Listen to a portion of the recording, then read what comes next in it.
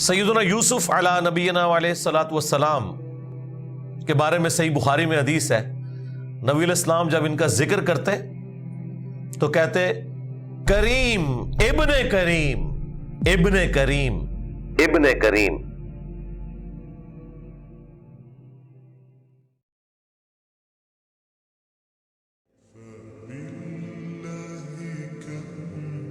یوسف علیہ السلام چونکہ حضرت یعقوب علیہ السلام کے بیٹے تھے اور ظاہر ہے کہ ان کی لیگیسی کو آگے کسی نے تو لے کے چلنا تھا۔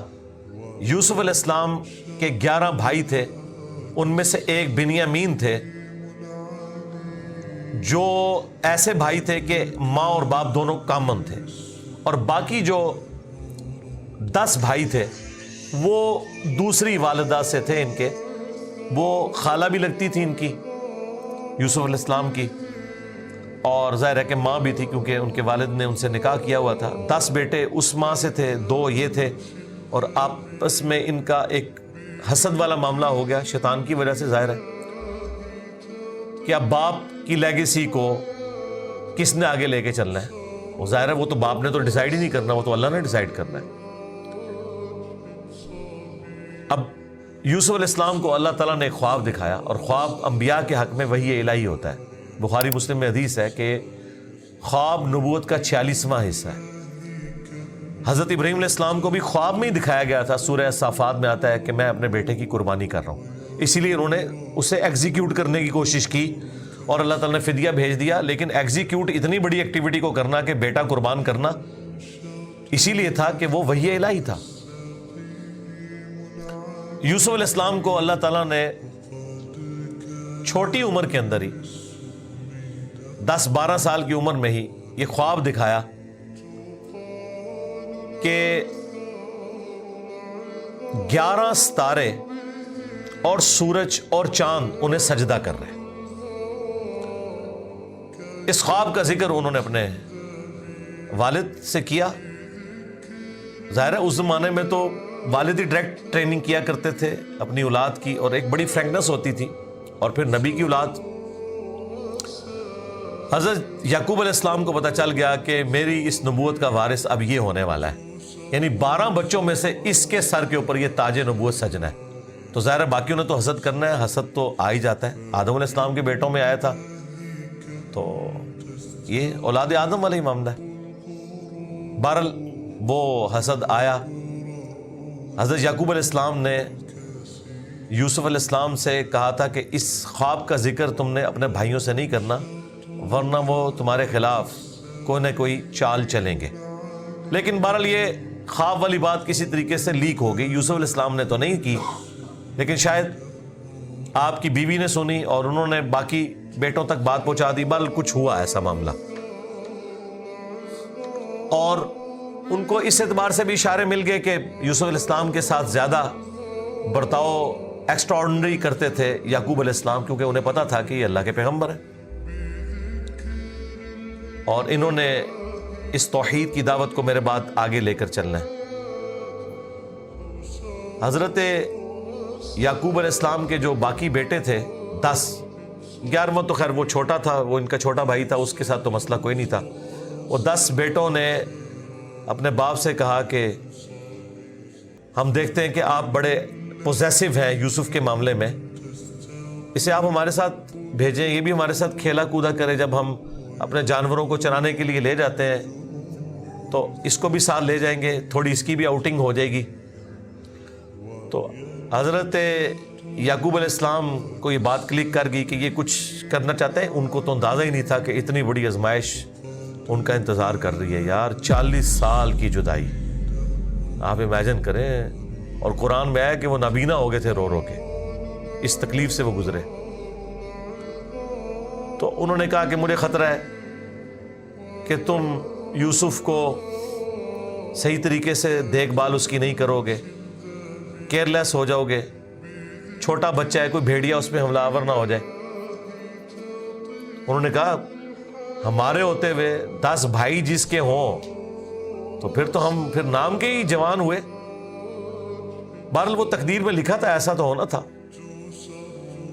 یوسف علیہ السلام نے وہاں پہنچنا ہی تھا، جہاں اللہ تعالیٰ نے انہیں اتنا بڑا منصب عطا کرنا تھا۔ وہی ہوا، تنگ آ کے یعقوب علیہ السلام نے اجازت دے دی، وہ لے گئے یوسف علیہ السلام کو اور پلان یہ بنایا کہ اسے قتل کریں گے، لیکن ایک بھائی تھا جو آڑے آ گیا، اس نے کہا قتل نہ کرو، ہے تو ہمارا بھائی، ہم اسے کسی کنویں میں ڈال دیتے ہیں۔ اور ان زمانوں میں جو قافلے گزرا کرتے تھے وہ کنویں پہ پانی کے لیے رکتے تھے، تو ہو سکتا ہے کہ کوئی نکالے تو یہ اس کے ساتھ ہی چلا جائے، جان چھوٹ جائے، قتل نہ کرو۔ اور اس میں وہ یہ بھی کہتے ہیں کہ ہم اس وقت تو یہ ایکٹیویٹی کرتے ہیں، پھر بعد میں اللہ سے توبہ مانگ لیں گے، اللہ تعالیٰ بڑا بخشنے والا مہربان ہے، جو کچھ بھی ہے تیرے محبوب کی امت سے۔ یہ بھی قرآن میں نقل ہوا ہے، وہی سیم مینٹیلٹی آگے چل رہی ہے، بعد میں نیک بن جائیں گے۔ اور انہوں نے ڈرامہ بازی یہ کی کہ یوسف علیہ السلام کے کرتے کے اوپر کسی بھیڑیے کا خون مال لیا اور کہا کہ ہم تو اسے سامان کے پاس چھوڑ کے گئے تھے، پیچھے سے بھیڑیا آیا اور یوسف کو کھا گیا، اور یہ اس کی قمیض ہے۔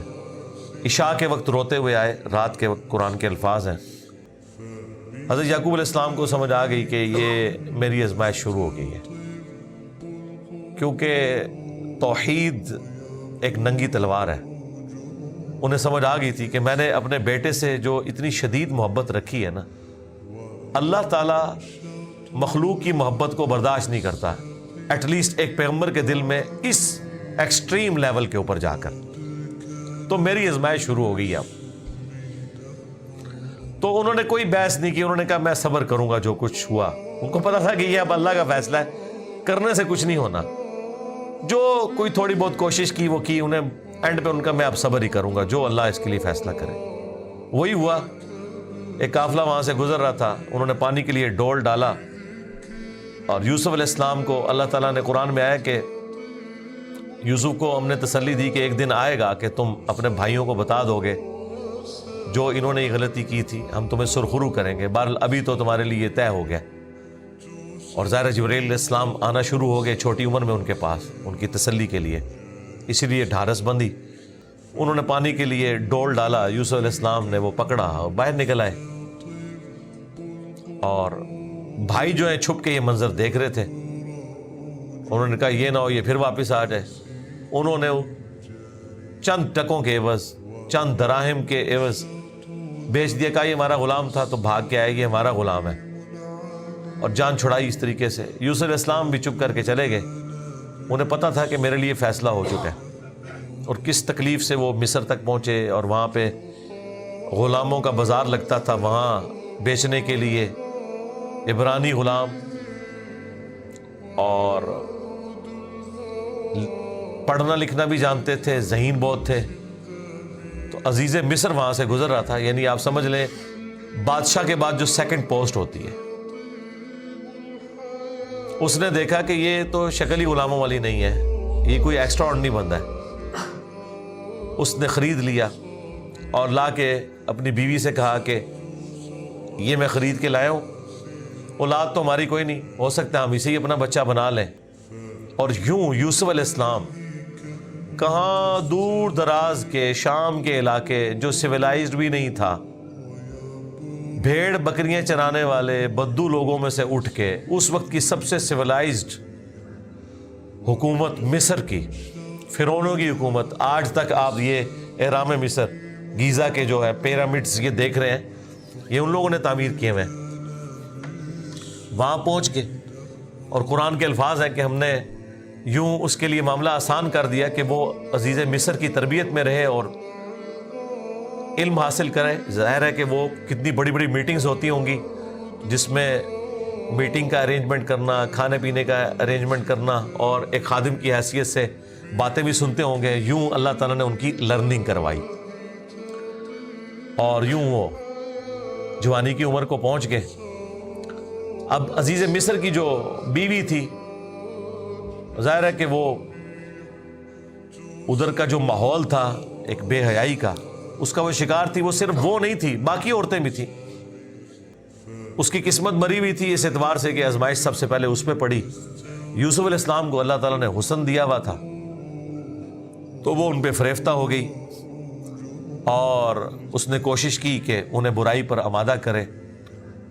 دروازے بند کر دیے، قرآن کے الفاظ ہیں، برائی کی طرف بلایا، پہلے بلایا تو کسی اور کام سے تھا، اور اللہ تعالیٰ نے قرآن میں کہا کہ اس عورت نے یوسف کا قصد کیا، یوسف بھی قصد کر لیتا اگر اپنے رب کی نشانی نہ دیکھ لیتا، برہان، اور وہ نشانی قرآن میں نقل نہیں ہوئی، اسرائیلی روایتوں میں ملتا ہے کہ ان کو ان کے والد یعقوب علیہ السلام کی شبیہ دکھائی گئی، جو کہ یوں انگلی سے اشارہ کر رہے تھے کہ بیٹا یہ کام نہیں کرنا، اس طرف نہیں آنا، تو وہ بچ کے، ظاہر ہے اللہ نے فرمایا کہ یہ ہمارے مخلص بندے تھے، یعنی مخلص چنے ہوئے، ایک لفظ ہے مخلص جو اخلاص شو کرتا ہے، ہم مخلص ہونے کی کوشش کرتے ہیں، لیکن مخلص پیغمبر ہوتے ہیں جنہیں اللہ اپنے لیے خالص کر لیتا ہے۔ اللہ نے کہا ہم نے بچایا، یعنی انبیاء بھی جو بچتے ہیں نا برائیوں سے، وہ اللہ کی مدد کی وجہ سے۔ بہرحال اس تکلیف سے وہ گزرے، خبر لیک ہو گئی، کیونکہ جب اس نے قصد کیا تو یوسف علیہ السلام بھاگے، اللہ تعالیٰ نے معجزانہ طور پر وہ دروازے کھول دیے، اور یہ سین جس طریقے سے انہوں نے فلمایا ہے پہنچا دیا جی انہوں نے اس جگہ پہ، اس فلم کے اندر ایران والوں نے۔ بہرحال قرآن کے الفاظ ہیں، جب وہ دروازے کے اوپر پہنچے تو وہاں سے عزیز مصر آ گیا، اور پیچھے عورت بھی ہے تو اسے بھی شک پڑ گیا۔ وہاں پہ کوئی سیانہ بندہ تھا جس نے کہا کہ یہ دیکھو کہ اگر یوسف کی قمیض آگے سے پھٹی ہوئی ہے تو یوسف جو ہے وہ مجرم ہے، اور اگر یہ پیچھے سے پھٹی ہوئی ہے تو پھر وہ عورت مجرم ہے، کیونکہ یوسف علیہ السلام بھاگے تھے، اس نے پیچھے دوڑ لگائی ان کو پکڑنے کے لیے، تو پیچھے سے قمیض پھٹی ہوئی تھی اور وہ پیچھے سے پھٹی نکلی۔ ایران والوں نے فلم میں یہ فلمایا کہ وہ ایک شیرخوار بچہ بول اٹھا، لیکن یہ دور کی بات ہے، اگر یہ واقعہ ہوا ہوتا تو سارے کے سارے یوسف علیہ السلام کو اسی وقت نہ مان لیتے کہ یہ تو کوئی عام انسان نہیں ہے۔ مجھے لگتا ہے کوئی سمجھدار آدمی تھا جس نے یہ مشورہ دیا، اور یہ لاجیکل بھی تھا۔ تو عزیز مصر کو پتہ چل گیا کہ اس عورت کی چال ہے، پھر بھی وہ باز نہیں آئی۔ جب اس کی خبر لیک ہوئی تو اس نے کہا میری تو دم کٹ گئی ہے، میں اب ساری عورتوں کی دم کٹواؤں گی۔ اس نے وہ جتنی بڑے اشرافیہ وہاں مصر کا تھا ان ساری عورتوں کو دعوت پہ بلایا، اور سب کے ہاتھ میں ایک ایک چھری دے دی، قرآن کے الفاظ ہیں، اور ایک ایک سیب دیا، اور یوسف علیہ السلام کو کہا کہ ان عورتوں کے سامنے آؤ۔ تو قرآن کے الفاظ ہیں کہ جب یوسف علیہ السلام ان کے سامنے آئے تو عورتوں نے بے خیالی میں وہ کاٹتے ہوئے سیب کو اپنی انگلیاں بھی کاٹ لی۔ کاٹنے سے مراد یہ نہیں کہ وہ کٹ کے علیحدہ ہوگی، مراد یہ کہ اس پہ تھوڑا بہت زخم آیا، یہ اتنا نہیں ہے کہ وہ انگلیاں ٹوٹ ٹوٹ کے کوئی علیحدہ ہو گئی تھیں، یا کوئی ساری عورتوں نے یہ سب کچھ کر لیا۔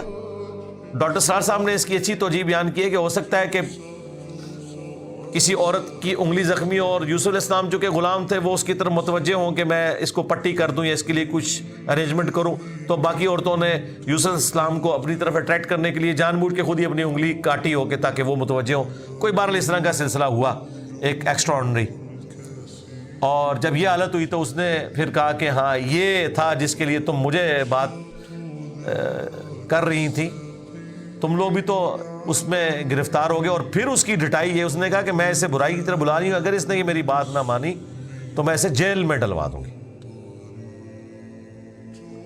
تو یوسف علیہ السلام نے دعا کی کہ یا اللہ مجھے جیل قبول ہے اس برائی کے عوض، کہ میں تیرا مجرم بنوں۔ دیکھیں کوئی گناہ بھی نہیں کیا، برائی سے بچے ہیں، ہم ہوں تو ہم کہ ہمیں انعام ملے، وہ کہہ رہے ہیں مجھے انعام میں جیل مل جائے کہ میں ان کے شر سے بچ جاؤں۔ بہرحال پھر وہ بہانہ کر کے ان عورتوں نے جھوٹے الزامات لگا کے یوسف علیہ السلام کو جیل میں ڈلوا دیا۔ یوسف علیہ السلام بھی راضی تھے، ٹھیک ہے چلے گئے۔ آلموسٹ 9 سے 10 سال تک وہ جیل میں رہے، اور وہ جیل کا جو انہوں نے سین فلمایا ہے وہ بندہ دیکھ نہیں سکتا، جو وہاں پہ کس پرسی کی حالت تھی بہرحال انہوں نے گزاری، لیکن آپ کے اخلاق سے متاثر ہو کے دعوت توحید بھی وہاں پہ پہنچی۔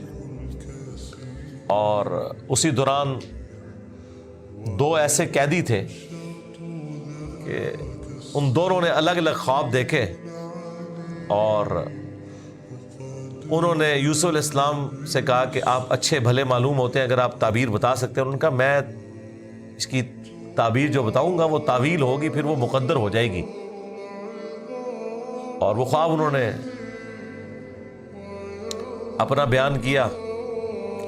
ایک نے خواب یہ بیان کیا کہ میں نے یہ دیکھا کہ میں اپنے رب یعنی اپنے اس بادشاہ کو شراب نچوڑ کے دے رہا ہوں. دونوں کے قتل کے فتوے جاری ہو چکے ہوئے تھے. تو یوسف علیہ السلام نے اسے کہا کہ تم عنقریب چھوٹ جاؤ گے. دوسرے نے دیکھا کہ میرے سر کے اوپر روٹیوں کا ایک ٹوکرا ہے اور اس سے جانور پرندے کھا رہے ہیں, تو ان کا تم سولی دیے جاؤ گے اور تمہاری لاش سے جانور کھائیں گے. اور وہی ہوا. اور قرآن کے الفاظ ہیں کہ جسے نجات ملنے والی تھی اسے یوسف علیہ السلام نے کہا کہ جب تم چھوٹ جاؤ تو اپنے بادشاہ سے میرا ذکر کرنا کہ میرے ساتھ یہ زیادتی ہوئی ہے. لیکن قرآن کے الفاظ ہیں کہ شیطان نے وہ ذکر بھلا دیا. ظاہر ہے اللہ نے تو کوئی اور ہی فیصلہ کیا ہوا تھا. اور یوں آلموسٹ 9 سے 10 سال ان کے جیل میں کٹ گئے, یہاں تک کہ اس بادشاہ کا جو بیٹا ہے وہ تخت نشین ہوا اور اس نے خواب دیکھا. ظاہر بادشاہ کو اللہ تعالیٰ اس طرح کے خواب دکھایا کرتا تھا. مخلوقات کو دیکھنے کی ذمہ داری اللہ تعالیٰ نے بادشاہوں کے اوپر ہی رکھی ہوئی ہے جو ان کے انڈر رعایا ہے. کہ 7 دبلی پتلی گائے جو ہیں وہ نیل سے نکل کے 7 موٹی گایوں کو کھا رہی ہیں اور 7 خشک بالیاں ہیں اور 7 جو ہیں وہ ہری بالیاں ہیں. اب یہ بڑا ایک ایکسٹراڈنری خواب تھا. اس نے اپنے وہ سارے تعبیر بتانے والے بلائے, سب کے سب عاجز آ گئے. تو وہ جو چھوٹ چکا تھا ایک قیدی, وہ بادشاہ کا بڑا قریبی تھا جو اسے شراب بنا کے دیتا تھا, اسے یاد آیا کہ ہاں ایک شخص قید میں ہے. اور یاد کب آیا دیکھیں 9-10 سال کے بعد. اس نے کہا میں ایک ایسے شخص کو جانتا ہوں کہ جو آپ کو اس کی تعبیر بتائے گا. تو وہ بادشاہ نے کہا ٹھیک ہے اسے لے آؤ یہاں پہ. یوسف علیہ السلام نے تعبیر بتا دی جو باقی معبر نہیں بتا سکے. بادشاہ کو بھی لگا یہ تعبیر اسی طریقے سے کہ 7 خوشحالی کے سال آئیں گے اور اس کے بعد 7 سال آئیں گے 7 ایئرز قحط سالی کے, جس میں آپ یہ والا غلہ جو سٹور کیا ہوگا وہ استعمال کریں گے اور پھر اس کے بعد بارش ہوگی. 7 سال تک بارش نہیں ہوگی. اور ان 7 سالوں کے لیے آپ نے اپنی وہ والی گندم سنبھال کے رکھنی ہے جو ان خوشحالی کے 7 سالوں میں خوب پیداوار ہوگی. تو بادشاہ نے کہا انہیں بلا کے لاؤ. انہوں نے کہا نہیں پہلے میرا وہ مسئلہ حل کریں جو میرے اوپر الزامات لگا کے ان عورتوں نے اندر کیا. پھر بہرحال وہ معاملہ بھی سیٹل ہوا. عورتوں نے مان لیا کہ یوسف علیہ السلام کی کوئی غلطی نہیں تھی. پھر یوسف علیہ السلام عزت کے ساتھ لائے گئے بادشاہ کے پاس اور انہوں نے خود کہا کہ مجھے وزیر خوراک بنا دے, میں امین بھی ہوں اور ان معاملات کو ہینڈل بھی کر سکتا ہوں. پھر انہوں نے جس طریقے سے ان معاملات کو ہینڈل کیا اور کہا کہ آپ نے گندم کے دانوں کو بالیوں سے باہر نہیں نکالنا. یہ سٹوریج کا طریقہ بھی یوسف علیہ السلام کو اللہ تعالیٰ نے سکھایا. یوں گندم خراب نہیں ہوتی, سال ہر سال آپ استعمال کر سکتے ہیں. آج بھی گندم اسی طریقے سے سٹور ہوتی ہے. اب وہ قحط سالی صرف مصر تک نہیں تھی, شام تک بھی پھیل چکی تھی. اور وہی بھائی بالآخر گندم کی تلاش میں مصر آئے. انہیں تو پتہ ہی نہیں تھا کہ ان کا بھائی یہاں کا بے تاج بادشاہ بن چکا ہے. یوسف علیہ السلام نے انہیں پہچان لیا. ان تو سوچے نہیں تھا کہ یہ سب کچھ ہوا. کوئی اس وقت انٹرنیٹ کوئی اس طرح کی تو چیز ہے ہی نہیں تھی. تو یوسف علیہ السلام نے انہیں غلہ دیا اونٹ بھر کے, اور جاتے ہوئے خادمین کو کہا کہ ان کی جمع پونجی بھی آپ نے ان کے اسی سامان کے اندر رکھ دینی ہے تاکہ یہ متاثر ہوں اور اگلی دفعہ پھر آئیں. اور پھر ان سے انٹرویو کیا تو انہوں نے کہا ہمارے تو اس طرح بھائی ہیں, ایک بھائی ہے وہ ہمارے والد صاحب تو اس کو اپنے سے جدا نہیں ہونے دیتے, اس کے اندر وہ اپنے اس بیٹے کو تلاش کرتے ہیں جسے بھیڑیا کھا گیا تھا, اور وہ بیٹا سامنے تھا. یوسف علیہ السلام کے بارے میں اللہ تعالیٰ فرماتا ہے کہ یوسف علیہ السلام یہ باتیں سن رہے تھے اور دل ہی دل میں کہہ رہے تھے کہ تم ظالم ہو, لیکن اللہ کی طرف سے اجازت نہیں تھی. ان کا اچھا پھر تم دیکھ رہے ہو اس بھائی کا بھی سامان میں تمہیں دیتا ہوں, اگلی بار اس بھائی کو ساتھ لے کے آؤ گے ورنہ میں تمہیں سامان نہیں دوں گا. ظاہر ہے کسی بہانے سے تو بلانا تھا نا. اور واپس جب پہنچے انہوں نے دیکھا یہ تو اتنا فیاض بادشاہ ہے، اس نے تو ہماری وہ جمع پونجی جو بھی تھا، کوئی کاٹن لے کے گئے تھے، اس وقت تو بارٹر سسٹم ہوتا تھا نا، وہ واپس کر دی ہے۔ تو اپنے والد سے کہا کہ آپ اپنا وہ بیٹا بھی بھیجیں، وہ تو بڑا اچھا بادشاہ ہے۔ تو ان کا نا ایک دفعہ تم اسی کے بھائی کو لے گئے تھے، وہ واپس نہیں آیا، اس کو تو میں اب الگ نہیں کروں گا۔ ان کا ابا جی پھر بھوکے ہی مریں گے، آپ کون سے شیخ عبد القادر جیلانی ہے کہ آپ نگاہ مار کے یہ کچھ کر لیں گے؟ ہاں تو اور کیا، گندم کے لیے انبیاء، ان کی اولادیں، اور یہ تو ہمیں سکھاتے ہیں کہ جی بڑے سے بڑا غوث قطب ابدال کسی صحابی کے پاؤں کی خاک بلکہ گھوڑے کے قدموں کی خاک نہیں ہے۔ تو قرآن میں تو کچھ اور ہی مل رہا ہے۔ اب بڑی فاقے آ جائیں گے، کیا کریں؟ ان کا ٹھیک ہے، بس دوسرا بھی اب دیتا ہوں۔ اور پھر اس میں انہوں نے ایک جملہ بولا کہ قریب ہے کہ اللہ تعالیٰ مجھے میرا یوسف بھی واپس کر دے۔ انہیں پتا چل گیا کہ ابھی بھی میری آزمائش باقی ہے، میں نے یوسف کو بنیامین میں تلاش کرنا شروع کر دیا تھا، ابھی بھی وہ والی کامل توحید جو اللہ کو ریکوائرڈ ہے نا، جو پیغمبر سے ریکوائرڈ ہے، ایکسٹرا آرڈنری، والذین آمنوا اشد حبا للہ، اس کا بھی اعلیٰ ترین درجہ۔ تو انہوں نے کہا بہرحال مجھ سے پکا عہد کرو کہ اس بھائی کو واپس لے کے آؤ گے یہاں تک کہ سارے قتل ہو جاؤ، پھر تو معافی ہے، ادروائز تم لوگ زندہ واپس آئے اور اس کو نہ لائے میں تمہیں معاف نہیں کروں گا۔ ان کا جی ابا جی عہد کرتے ہیں جی، بے فکر ہو جائیں آپ، ایسے ہی ہوگا۔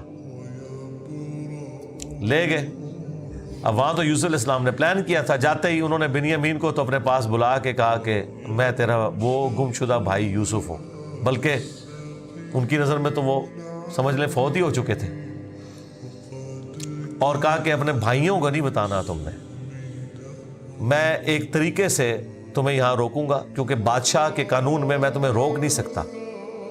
تو اس کے لیے قرآن میں الفاظ ہیں کذالک کدنا لی یوسف، ہم نے یوسف کو یہ تدبیر سکھائی تھی، ایک ہیلا سکھایا کہ وہ بادشاہ کا ایک قیمتی پیالہ تھا جو بنیامین کے سامان میں انہوں نے واپسی پہ رکھوا دیا، اور جب وہ واپس جانے لگے تو پیچھے سے آواز لگائی گئی قافلے والوں تم چور ہو۔ اور یوسف علیہ السلام کو پتا تھا کہ بنی اسرائیل میں چوری کی سزا یہ ہے کہ وہ شخص پھر غلام بن جاتا ہے جس کی اس نے چوری کی ہوتی ہے۔ ان کا بتاؤ اگر کوئی چور نکلا، ان کا جی جس کے سامان میں نکلا وہ آپ رکھیں اس بندے کو۔ تو انہوں نے مختلف جگہ سے شروع کیا، بنیامین سے سٹارٹ نہیں کیا ورنہ تو پلان ڈسکلوز ہو جاتا۔ الٹیمیٹلی بنیامین کے سامان میں سے نکلا، تو انہوں نے کہا ہاں اس کا بھائی بھی اسی طرح چور تھا، اندازہ کریں ہر جگہ وہ ٹھونگ مارتے سن نال نال۔ تو اچھا یہ پھر ایران والوں نے اس فلم میں کھولا ہے کہ وہ کس چوری کی طرف اشارہ کر رہے تھے۔ وہ یوسف علیہ السلام سے ان کی پھوپھی بڑی محبت کرتی تھی، وہ لے گئی تھی اور وہ ان کو اپنے پاس رکھنا چاہتی تھی، تو انہوں نے کہا کہ میرا فلاں قیمتی کپڑا جو ہے وہ چوری ہو گیا ہے، حالانکہ وہ چوری نہیں ہوا تھا، اور وہ یوسف علیہ السلام کے سامان سے انہوں نے ریٹریو کیا، اور اس کے بدلے میں یعقوب علیہ السلام کو کچھ عرصہ اپنے اس بیٹے کو اپنی بہن کے پاس چھوڑنا پڑا۔ تو یہ ان کو کلک کر گیا آئیڈیا، یہی والا آئیڈیا انہوں نے اپنے بھائیوں کے اوپر بھی اپلائی کیا، اور ان کے بھائیوں کا بھی اشارہ اسی طرف تھا کہ اس نے تو بچپن میں اس کا بڑا بھائی بھی چور تھا، حالانکہ اس نے چوری نہیں کی ہوئی تھی، نہ ادھر چوری والا معاملہ تھا۔ بہرحال ان میں سے ایک بھائی نے کہا بھائی میں تو اب واپس نہیں جاؤں گا، میں تو ابے سے عہد کر کے آیا ہوں کہ بھائی میں تو اپنے بھائی کی یاد میں ادھر ہی رہوں گا جب تک کہ کوئی معاملہ نہ ہو، تم لوگ جاؤ نا ذرا اور جا کے ابا جی کو ساری صورتحال بتاؤ، اور بتاؤ کہ تمہارا یہ بیٹا چور نکلا ہے اور ہم لاکھ قسمیں کھائیں آپ نے ماننا نہیں ہے۔ تو وہ چلے گئے واپس۔ پھر حضرت یعقوب علیہ السلام نے ایک خط روانہ کیا، ریکویسٹ بھیجی عزیز مصر کو، انہیں تو نہیں پتا تھا کہ ان کا بیٹا ہی ہے، اور وہ بڑے دردناک انداز میں انہوں نے اس فلم میں فلمایا ہے۔ الٹیمیٹلی جب وہ اگلی دفعہ واپس آئے، انہوں نے کہا ہمارے ابا جی تو پہلے ہی نابینا ہو چکے ہیں، اب یہ دو جدائیاں کیسے برداشت کریں گے، آپ رحم کریں، ہم پہ ترس کھائیں۔ پھر یوسف علیہ السلام نے کہا کہ تمہیں یہ ساری باتیں اس وقت نہیں یاد آئی، تمہیں یاد نہیں تم نے اپنے بھائی کے ساتھ کیا کیا تھا؟ تو وہ جب سٹوری انہوں نے بیان کرنی شروع کی تو انہیں پتہ چل گیا کہ یہ وہی یوسف ہے۔ انہوں نے پوچھا آپ یوسف ہیں؟ ان کا ہاں، دیکھو اللہ نے مجھے کیا کچھ عطا کیا ہے، اور انہوں نے کہا کہ ہمیں معاف کر دیں۔ انہوں نے کہا لا تثریب علیکم اليوم، آج کوئی گرفت نہیں ہے، شیطان نے یہ ہمارے درمیان جدائی ڈالی تھی، کیونکہ اتنے بڑے منصب تک پہنچنے کے لیے تکلیف بھی تو کاٹنی پڑتی ہے نا. حسین بننا کوئی سوکھا تو نہیں ہے. جنتی نوجوانوں کا سردار بننا ہے تو پھر قربانی تو دینی پڑے گی. اور انبیاء کو یہ پتہ ہوتا ہے کہ قربانی سے گزر کے ہی آپ مقام حاصل کرتے ہیں. انہوں نے کہا کہ یہ میری قمیض لے جاؤ. اللہ تعالیٰ نے وحی کے ذریعے مجھے بتائی ہے یہ بات. جا کے میرے والد کی آنکھوں پہ ملو، اللہ تعالیٰ ان کی بینائی کو واپس کرے گا. اور یوں وہاں سے ایک قاصد نکلا، وہ کرتا لے کے یوسف علیہ السلام کا. قرآن کے الفاظ ہیں، حضرت یعقوب علیہ السلام کہتے ہیں کہ اگر تم مجھے مفند نہ سمجھو، وہی المحند عن المفند، قرآن میں الفاظ ہیں یہ، یعنی یہ نہ سمجھو کہ میرا دماغ سٹھیا گیا ہے، تو مجھے تو یوسف کی خوشبو آ رہی ہے. اچھا یوسف کی خوشبو اس وقت نہیں آئی جب وہ بک کے جا رہے تھے، کیونکہ اللہ تعالیٰ نے پردہ ڈالا تھا. ادھر اللہ نے یوسف کی خوشبو، بہرحال وہی بشارت لے کے آیا، آنکھوں کو لگائی، بینائی واپس آ گئی، اور ساتھ خط آیا کہ اب آپ واپس آئیں، یہاں پہ میرے پاس آ جائیں اور بنی اسرائیل کو شفٹ کریں. وہ سارے ود فیملی وہاں شفٹ ہوئے.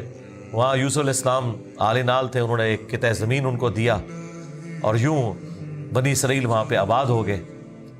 اور پھر حکومتی لیول پہ رہے، یہاں تک کہ وہاں پہ ایک نیشنل موومنٹ غالب آئی اور ان کو غلام بنا لیا گیا، جو کسی زمانے میں بادشاہت انجوائے کر رہے تھے. اور پھر ان غلاموں میں اللہ تعالیٰ نے حضرت موسیٰ علیہ السلام کو مبعوث کیا اور فرعونیوں سے نجات دلوائی، ایک منجی اور ہادی بنا کے. اور پھر وہ جاتے ہوئے المستدل الحاکم میں آتا ہے، یوسف علیہ السلام نے وصیت کی تھی کہ جب کبھی بنی اسرائیل یہاں سے شفٹ ہو تو میری لاش بھی لے جانی ہے. پھر وہ لاش بھی لے گئے، اس پہ میری تفصیلی ویڈیو ریکارڈ ہے، آپ یوٹیوب پہ دیکھ سکتے ہیں. یہ پورے کا پورا ایک معاملہ تھا. اور پھر وہ آخر میں وہی ہوا کہ سجدہ تعظیمی کیا یوسف علیہ السلام کو ان کے بھائیوں نے اور ماں باپ نے. ان زمانوں میں سجدہ تعظیمی جائز تھا، جس طرح کہ آدم علیہ السلام کو فرشتوں نے کیا. اس امت میں حرام ہو گیا. ابو داؤد میں اور ترمذی میں حدیث ہے کہ اگر میں سجدہ تعظیمی جائز سمجھتا تو بیویوں سے کہتا کہ اپنے خامدوں کو کریں اس حق کے سبب. ابو داؤد میں تو الفاظ ہیں، ایک صحابی نے حضور کو سجدہ کیا، آپ نے فرمایا سر اٹھا کیا کر رہے ہیں؟ جب میں فوت ہو جاؤں گا تم میری قبر سے گزرو گے تو کیا مجھے سجدہ کرو گے؟ انہوں نے کہا نہیں یا رسول اللہ. فرمایا مجھے کیوں سجدہ کر رہا ہوں؟ اگر میں سجدہ جائز سمجھتا تو بیویوں سے کہتا کہ اپنے خامدوں کو کریں. اور یہ سجدہ تعظیمی، سجدہ عبادت ہمیشہ سے اللہ کے لیے رہا ہے. جبرائیل علیہ السلام نے حضرت آدم کو سجدہ عبادت نہیں کیا، سجدہ تعظیمی تھا.